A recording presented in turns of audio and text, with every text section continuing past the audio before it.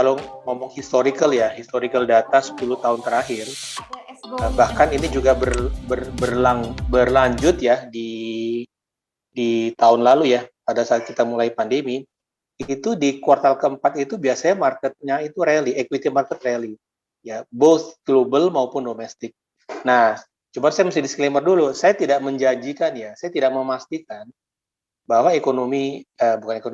bahwa pasar saham global itu pasti naik di Q4. Tapi sebenarnya tanda-tandanya sudah mulai kelihatan ya, beberapa hari terakhir Dow Jones-nya sudah mulai positif, maksudnya uptrend, demikian juga dengan GCI kita. Nah, tapi tentunya nggak adil kalau saya cuma ngomong yang bagus-bagus aja. Saya akan juga cerita mengenai risiko.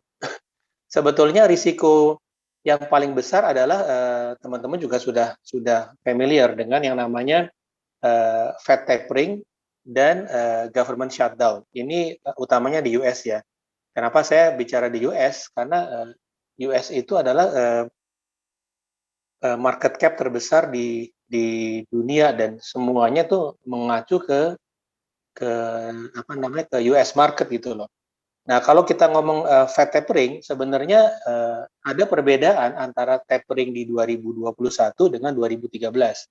Teman-teman yang sudah masuk pasar sejak tahun 2008 berlanjut 2013 mungkin sangat paham bahwa pada saat terjadi Fed tapering 2013, equity marketnya kan koreksi ya, not necessary ekonomi turun, ekonomi sebenarnya nggak turun, tetapi pasar sahamnya koreksi. Nah, ini beda dengan tahun 2021. Kalau teman-teman masih ingat 2013 itu siap apa nggak siap, the Fed menaikkan suku bunga. Nah, kalau 2021 ini enggak. Jadi banyak negara sebenarnya udah jauh lebih siap ketimbang 2013. Makanya tadi pagi saya katakan kepada Pak Gerard, sebenarnya sih Pak, karena udah diworo-woro dari bulan Februari lalu, ya banyak negara, banyak pasar saham, banyak bursa, banyak emiten, itu udah jauh lebih siap ketimbang tahun 2013. Sehingga tentunya magnitude-nya apabila benar-benar terjadi tapering, itu akan berbeda antara satu region dengan region yang lain, antara satu negara dengan negara lain.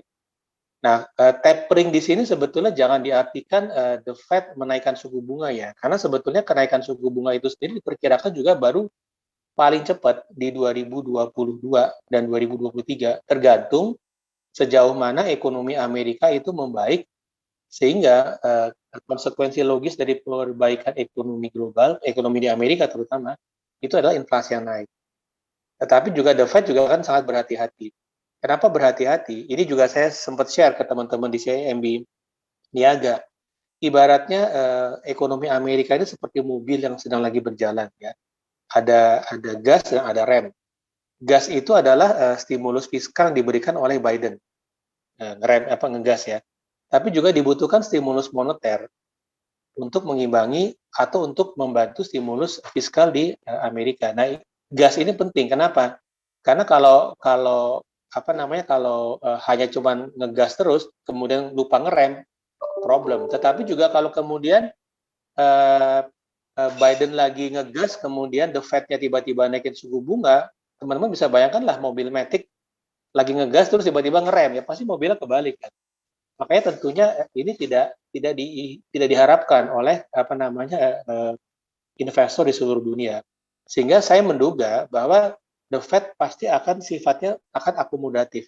Apa maksudnya akomodatif? Akomodatif itu artinya akan membantu kebijakan fiskal. Dan ini sebetulnya bukan hal yang luar biasa karena pemerintah di seluruh dunia, termasuk Indonesia, juga melakukan hal yang sama. Jadi kebijakan dari Bank Sentral, apakah The Fed di Amerika atau KBI di Indonesia, itu membantu stimulus fiskalnya dengan stimulus moneter mereka, itu membantu stimulus fiskal. Jadi kalau kita melihat stimulus fiskalnya pemerintahan Biden itu luar biasa besar. Kalau teman-teman ingat, sekarang ini mungkin saya rasa udah dipas ya beberapa hari yang lalu ya, bill mengenai infrastruktur itu size-nya luar biasa. Sehingga kita bisa melihat nanti di 2022 mungkin sektor-sektor yang related dengan infra akan diuntungkan ya dengan kebijakan Biden. Jadi poin saya di sini adalah tidak harus the Fed itu melakukan kenaikan suku bunga. Apa yang dilakukan the Fed? Yang dilakukan the Fed adalah mengurangi. Saya ulangi ya, mengurangi pembelian obligasi korporasi yang ada di US. Sehingga kalau teman-teman lihat mungkin beberapa fund yang related ke bonds dan itu denominasinya US denominated dan corporate bonds sudah mulai kelihatan koreksi. Koreksi ini bukan karena default ya, tetapi lebih karena memang mark to market harganya lagi terkoreksi. Karena ekspektasinya memang The Fed melakukan tapering melalui pengurangan pembelian obligasi korporasi. Tetapi The Fed juga cukup bijaksana, dia hanya mengurangi pembelian antara 10 sampai 20 billion setiap bulan. Tetap masih beli obligasi korporasi, ada tetap memberikan stimulus moneter, hanya stimulus moneternya itu dikurangi, dosisnya itu dikurangi. Kalau seperti ngasih obat, obatnya itu dosisnya dikurangi gitu loh. Tapi bukan berarti ditarik sama sekali, enggak. Nah ini yang mungkin tidak banyak penafsiran investor yang terhadap masalah ini. Sehingga saya menduga kalau The Fed secara berhati-hati mengurangi 10 sampai 20 billion pembelian obligasi korporasi, nanti begitu udah selesai mungkin orang nggak sadar bahwa sebenarnya sudah dilakukan tapering gitu loh. Sehingga nanti mungkin yang tersisa adalah apakah ekonomi di Amerika di tahun 2022 apakah ekonominya itu membaik lebih baik daripada 2002 atau enggak. Kalau membaik lebih baik, tentunya kemungkinan terjadi inflasi. Nah, kalau terjadi inflasi, kalau inflasinya ini mengarah ke hyperinflation, tentunya The Fed akan melakukan yang namanya kenaikan suku bunga, tetapi tidak harus melakukan kenaikan suku bunga. Jadi itu yang mungkin mesti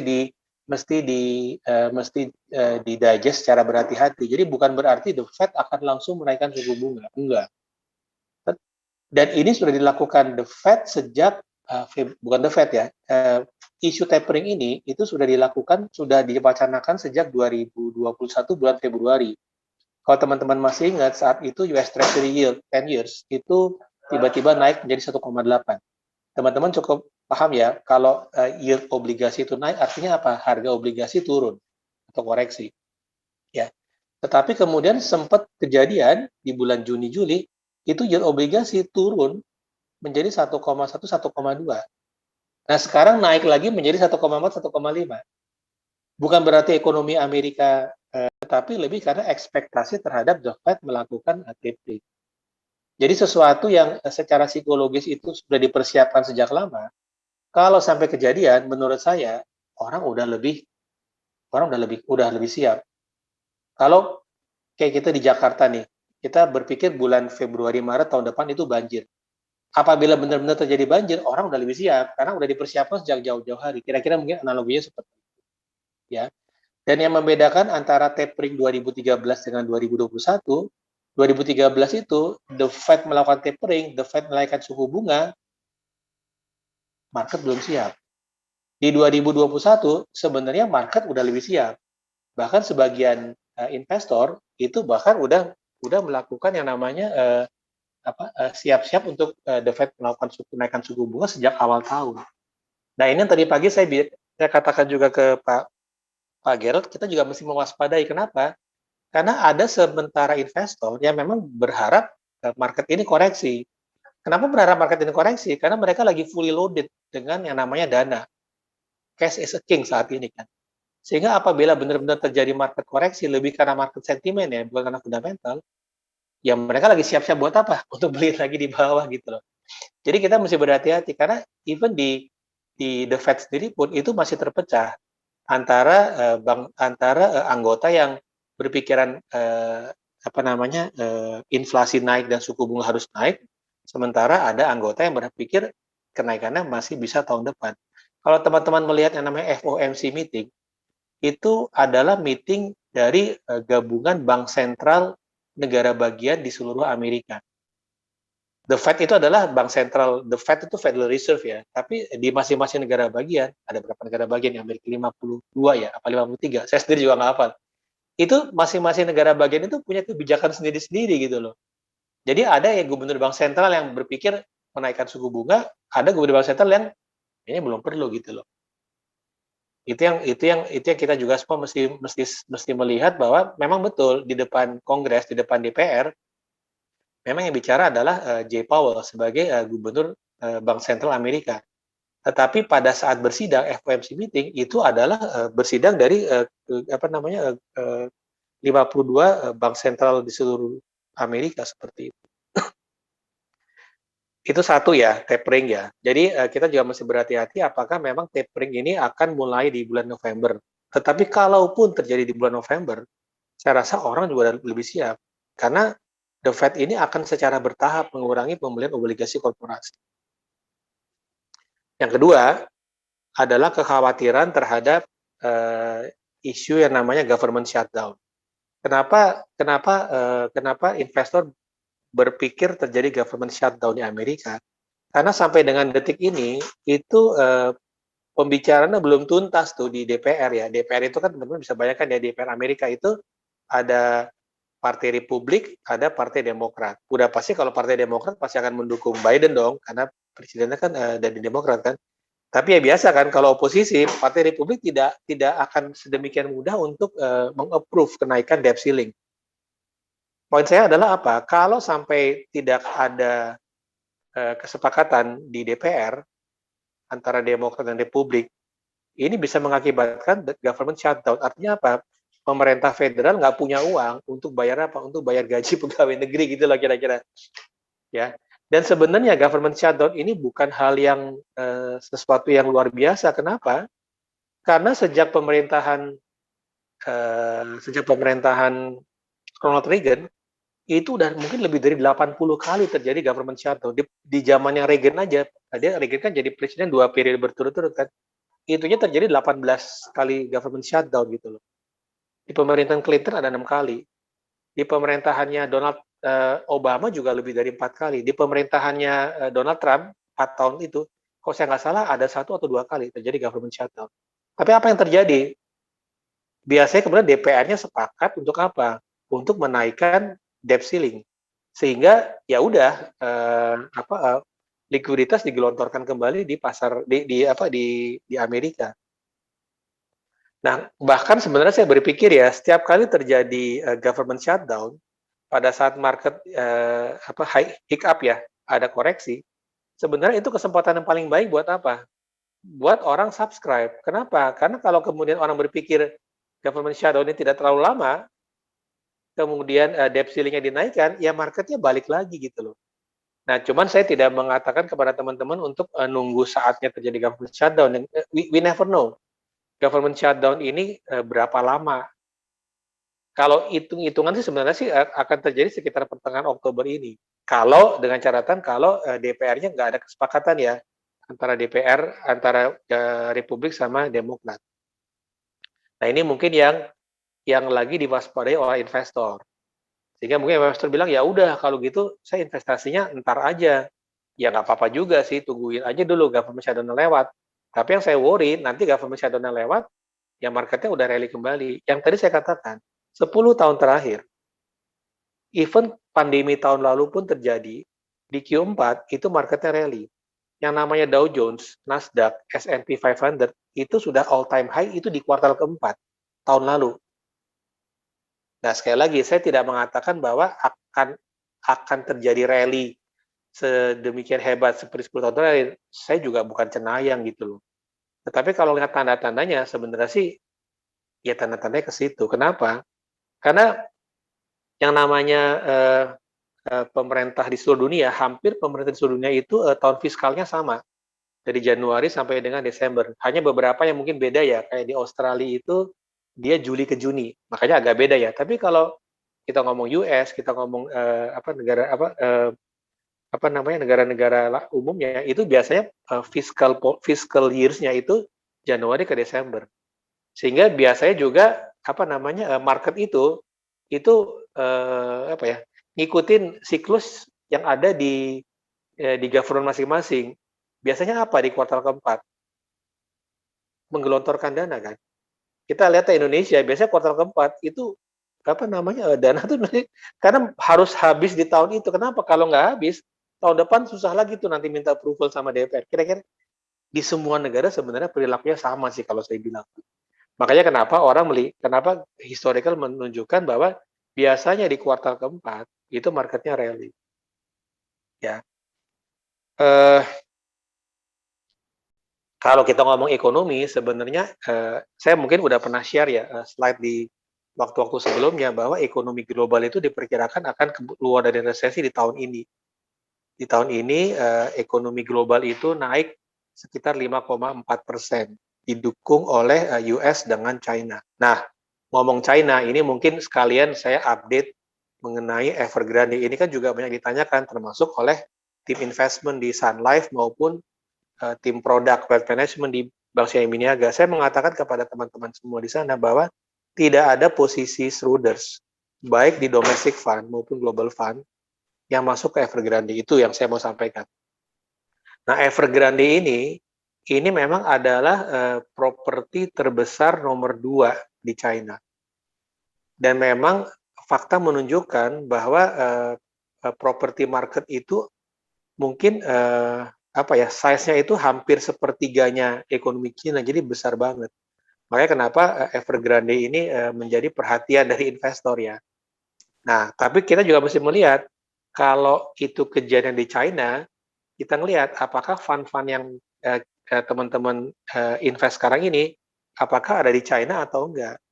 Nah, saya nggak tahu apakah teman-teman mendapatkan fund fact sheet aslinya ya, fund fact sheet aslinya dari investment ya. Tapi sebenarnya teman-teman juga bisa buka sendiri kok di Google gitu, tinggal masukin SESF Global Equity Yield ya udah keluar gitu loh. Nah, kalau bulan September memang belum keluar ya. Saya lihat data di bulan Agustus lalu itu China itu China itu udah sangat-sangat kecil. Bahkan sebetulnya kalau saya ngelihat di JEMO ya, yang based on JEMO ya, Global Equity Market Opportunity, itu China malah udah kecil banget. Dan kalau kita ngelihat Global Fund Manager itu bahkan sudah menurunkan weighting untuk Amerika. Tetap Amerika masih paling gede, tapi sudah diturunkan. Artinya fund manager itu juga sudah berhati-hati untuk menurunkan Amerika. Tetapi Amerika bagaimanapun juga masih paling besar, sehingga secara absolut masih besar. Tapi secara weighting dia udah underweight benchmarknya, kira-kira seperti itu. Ini rata ya, kalau saya ngelihat ya, apakah itu di JEMO, apakah itu di Global Equity Yield. Dan kalau saya ngelihat so far, paling nggak sampai dengan Agustus kemarin, itu dari sisi Morningstar ya, Morningstar itu dependent institution yang menilai satu fund ya, itu si JEMO itu masih 4 star loh, kalau saya ngelihat ya, masih 4 star. Iya betul, masih, sorry, JEMO 4 star, kalau yang Global Equity Yield 2 star. Nah, tapi saya bukan mengarahkan ke teman-teman sekalian di sini untuk membeli JEMO ketimbang Global Equity, ya tergantung dari kebutuhan masing-masing.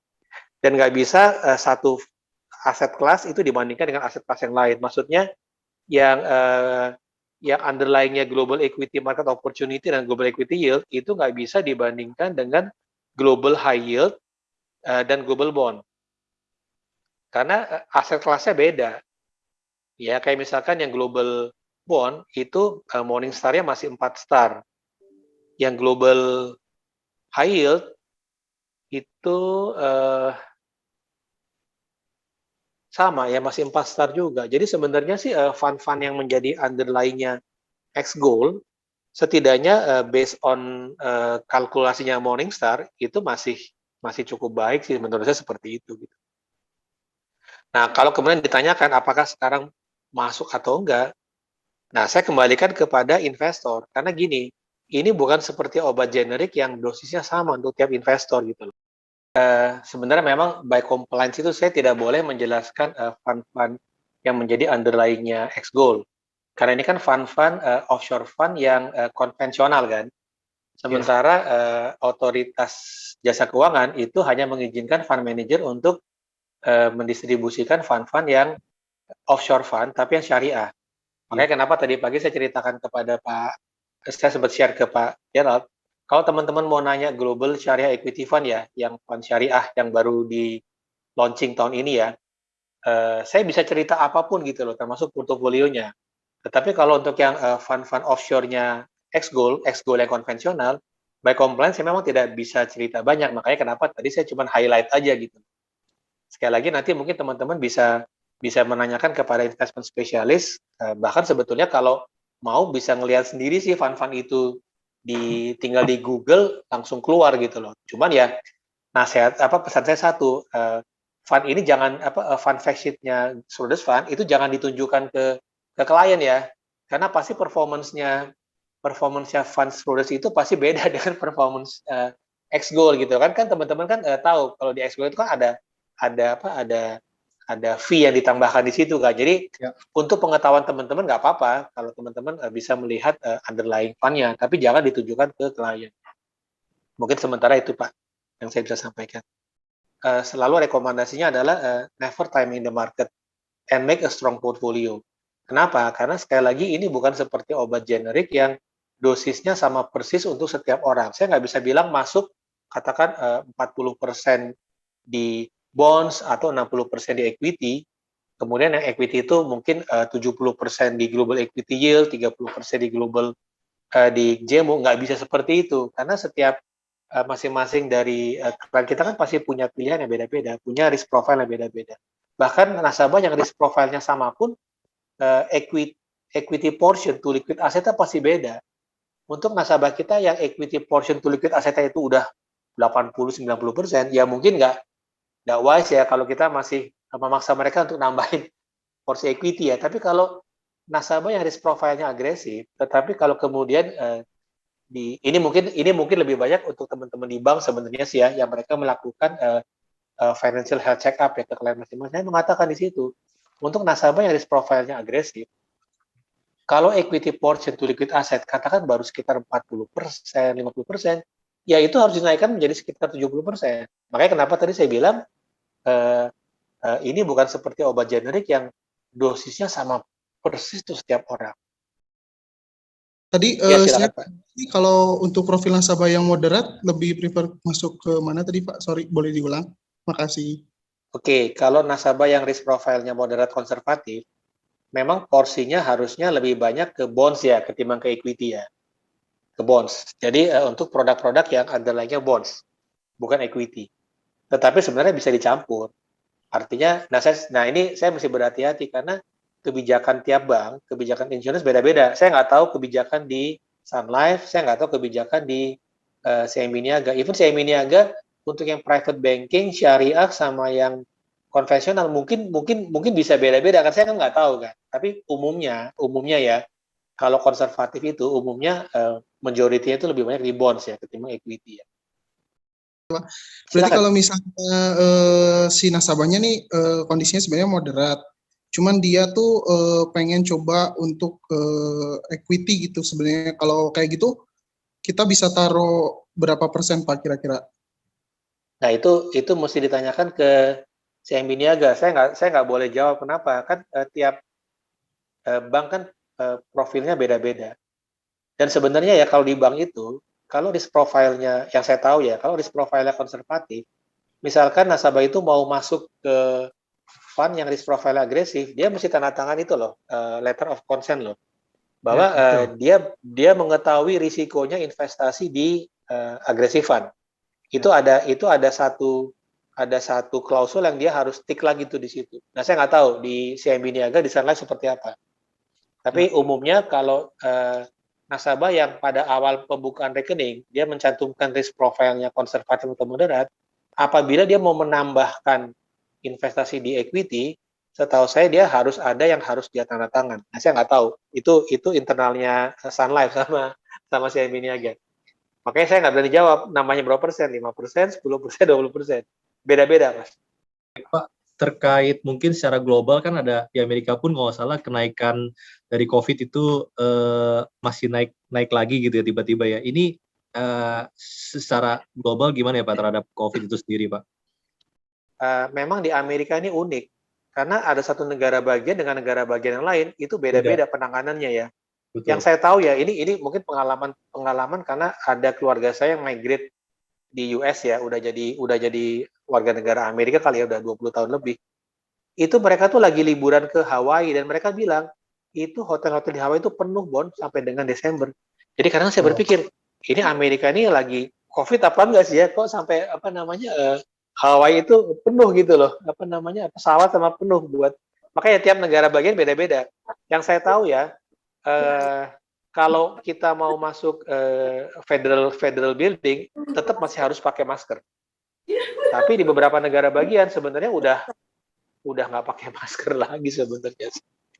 Dan itu yang sebenarnya dikhawatirkan terjadinya third wave atau fourth wave di US.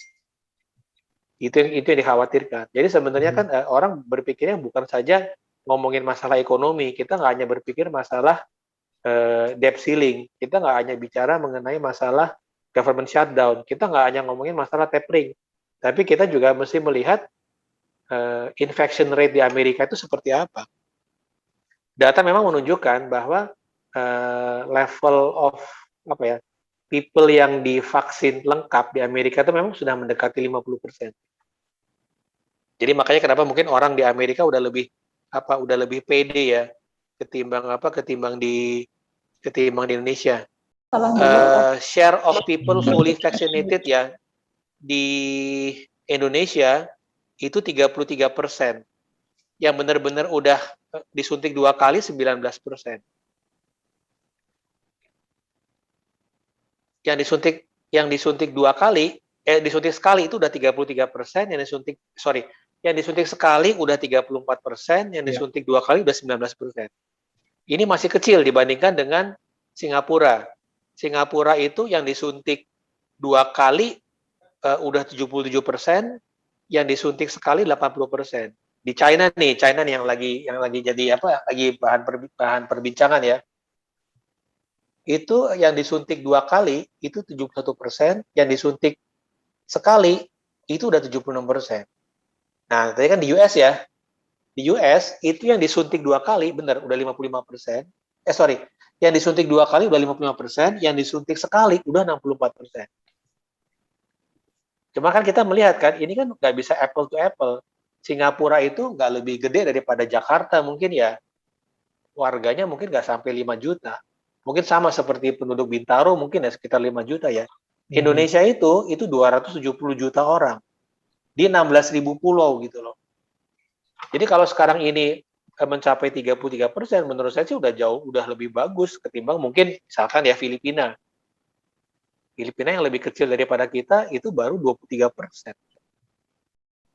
Satu hal yang pasti saya bisa sampaikan adalah pandemi ini belum selesai, itu aja sebenarnya. Tapi juga memang menjadi chicken and egg.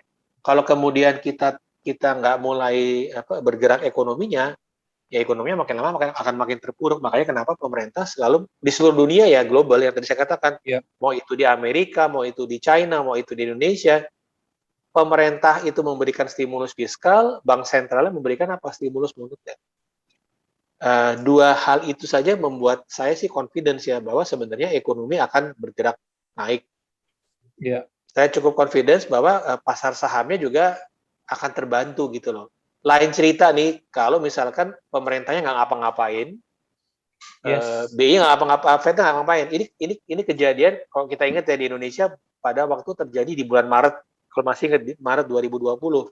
Itu kan pemerintah belum menyampaikan stimulus fiskal kan. Kemudian BI juga belum menyebutkan stimulus moneter. Bulan Maret itu kan marketnya koreksi kan, dalam banget kan. Tapi kemudian akhir tahun dia kan naik gitu loh. Nah, selisih antara market koreksi sampai market naik itu lebih dari 40%. Jadi bayangkan kalau ada orang yang investasi pas lagi marketnya koreksi dan dia keluar pas lagi marketnya di picking up, dia lagi untung 40%. Nah, itu saya bilang tadi, tapi susah buat melakukan market timing gitu loh. Memang tadi dijelaskan di exposure kita memang nggak ada Evergrande. Tapi kalau mengingat dari isu yang kemarin udah berhembus sampai sekarang indeks Asia itu kayaknya masih koreksi. Kecuali IHSG hari ini mungkin karena hijau kayaknya kena sektor dari sektor energi ya. Saya tanya kalau ternyata terjadi benar gagal bayar di Evergrande, apakah nanti ngaruh ke pasar domestik kita ya? Karena mengingat kapitalisasi juga berapa persen dari PDB dan ada efek kayak ada domino efek itu nanti kira-kira ngefek nggak Pak ya? Gini Mbak, yang saya bisa sampaikan adalah Evergrande itu perusahaan properti nomor 2 terbesar di China. Dan pasar properti itu lebih dari 30% sepertiganya GDP kita. GDP China. Beda sama Indonesia, Mbak. Indonesia itu propertinya mungkin nggak sampai 5% total properti Indonesia. Dan market cap properti itu kecil dibandingkan dengan mungkin sektor finance, sektor consumer, sektor telecommunication. Apakah akan terjadi koreksi? Kalau misalkan, justru saya berpikir gini sih, orang-orang yang investor asing terutama ya, yang lagi worry mengenai kondisi di China, dia ada kesempatan buat apa? Untuk reallocate dananya ke di luar China. Sehingga Indonesia mungkin bisa jadi pilihan. Menurut saya sih justru kondisi yang ada di China itu bisa menjadi menguntungkan buat Indonesia. Makanya kita lihat dalam beberapa waktu ke depan ya, apakah benar seperti itu. Tetapi yang namanya pemerintah Cina juga nggak akan tinggal diem sih, Mbak. Memang dia tidak secara tegas-tegas bilang bail out. Tapi kan sebenarnya kalau dilihat kan sebenarnya kan isu Evergrande ini kan udah mulai meredup kan. Saya nggak bilang mereka di bail out ya, tapi sudah mulai meredup. Artinya apa? Ya pelan-pelan sih menurut saya sih, ya ada bantuan juga sih sebenarnya sih, menurut saya ya. Tapi ini nggak bisa dibuktikan, beda sama kejadian Global Financial Crisis tahun 2008. 10 bank terbesar di US, itu kan jelas-jelas kan mendapatkan bantuan likuiditas dari The Fed kan. Itu jelas, itu diketahui publik gitu loh. Nah sekarang di China itu nggak ketahuan apakah Evergrande itu dapat bantuan, apakah dapat bantuan dari pemerintah China. Hanya saya mengatakan satu, China itu negara dengan GDP absolut nomor 2 terbesar setelah Amerika secara absolut. Dan China itu negara dengan cadangan devisa paling besar di dunia, Mbak, sekitar 4 triliun dolar. Sehingga kalau dia mau bantu Evergrande, menurut saya sih nggak ada masalah sebenarnya. Cuma dia pasti nggak mau akan ketahuan dia bantu gitu loh, Mbak. Pak Bukti butuh insight nih. Ada beberapa kabar gitu. Kita ngomongin bahwa kayak negara-negara Asia di mana emerging kayak India, ada juga kayak di mana UK gitu kan. Sekarang lagi krisis-krisisnya lagi untuk krisis kayak energi gitu kan. Ada nggak sih kira-kira model kayak misal ini bakal ngefek banget sama di produk kita, apalagi kan di global equity yield-nya itu salah satunya ada di UK juga gede kan porsinya di situ gitu loh. Dia juga ada di emerging kan gitu loh. Itu Pak Boni. Very good questions. Sebenarnya tergantung dari seberapa cepat pemerintah Inggris ini mengantisipasi problem energi di UK. Karena menurut saya sih sebenarnya secara historical pun nggak ada krisis di UK pun, biasanya di kuartal keempat itu laut utara itu apa? Beku. Kalau laut utara itu beku, rig yang ada di laut utara itu biasanya apa? Biasanya nggak beroperasi. Makanya kenapa historical harga minyak itu biasanya terkoreksi, biasanya naik di bulan-bulan November sampai dengan Desember. Tapi berkaitan dengan kasus di UK, saya sih melihat seberapa cepat pemerintah di Inggris ini bisa memecahkan. Saya sih yakin pemerintah Inggris tidak akan tinggal diam. Jadi ini sifatnya sangat-sangat dinamis ya. Kalau per posisi saat ini betul bahwa Inggris itu masih overweight benchmark ya kalau di Global Share Equity Fund. Karena kami juga melihat seyogianya pemerintah di Inggris itu bisa cepat menyelesaikan problem problem energi ya, supply energi di Inggris.